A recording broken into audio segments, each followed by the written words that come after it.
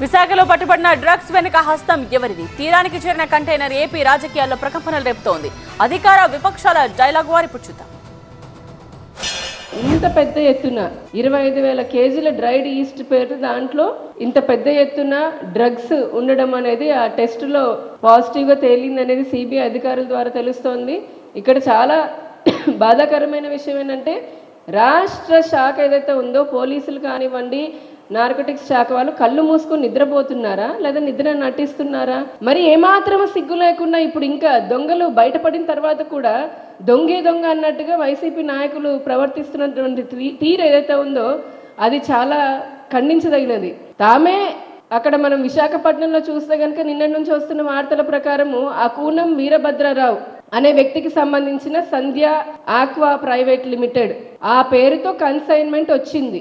ఆ కూనం వీరభద్రరావు వారి భార్య ఎవరైతే ఉన్నారో వారందరూ కూడా వైసీపీ జగన్మోహన్ రెడ్డి గారి ఫోటోతో సహా అక్కడున్న స్థానిక నేతలు, మండల అధ్యక్షులు అందరూ కూడా వారితో ఒక పెద్ద పెద్ద బ్యానర్లు వేయించుకున్నారు. ప్రతి ఒక్క ఐవీఎఫ్ క్లినిక్ లో మేము మీకు ఈ డిస్కౌంట్ ఇస్తాము, ఆ డిస్కౌంట్ ఇస్తామంటారు. కానీ మేము బిడ్డని ఇస్తాం అని ఎందుకు చెప్పడం లేదు? మనం ప్రామిస్ కోసం డబ్బులు ఇస్తున్నామా లేదా తల్లిదండ్రులు కావడం కోసం చెల్లిస్తున్నామా? నోవా ఐవీఎఫ్ దాగిన ఖర్చులుండవు, మీరు నమ్మగల నైపుణ్యం మాత్రమే.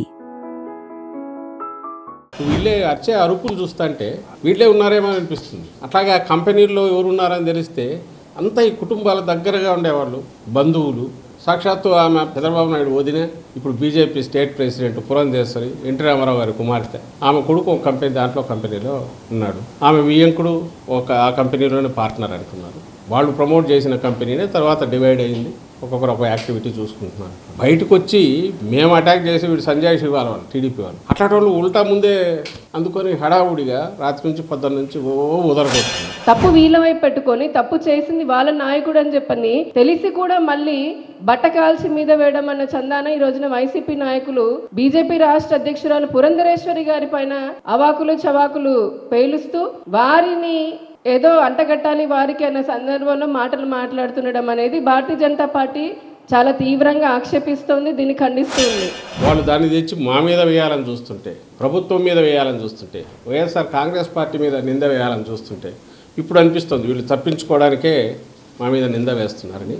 దీని వెనక ఖచ్చితంగా చంద్రబాబు నాయుడు, ఆయన కొడుకు, ఆయన వదిన పురంధేశ్వరి వాళ్ళకు సంబంధించిన వాళ్ళు ఆ గ్యాంగ్ ఎవరో ఉన్నారనేది గట్టిగా అనుమానిస్తున్నాం. ఆ మేరకు కన్సర్న్డ్ ఏజెన్సీస్ కూడా మేము పిటిషన్లు పెడుతున్నాం. ఐ థింక్ సిబిఐ యాంగిల్లో కూడా చూడాలని మేము భావిస్తున్నాం.